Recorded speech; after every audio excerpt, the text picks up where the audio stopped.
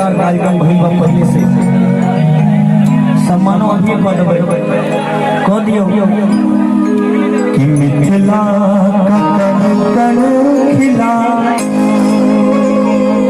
जमाई एक कहावत है, मिथिला में जब सम्मान होता है ना, खास करके दूल्हे राजा का सम्मान मानो प्यारा सम्मान होता है कि हम बता नहीं सकते कि मिथिला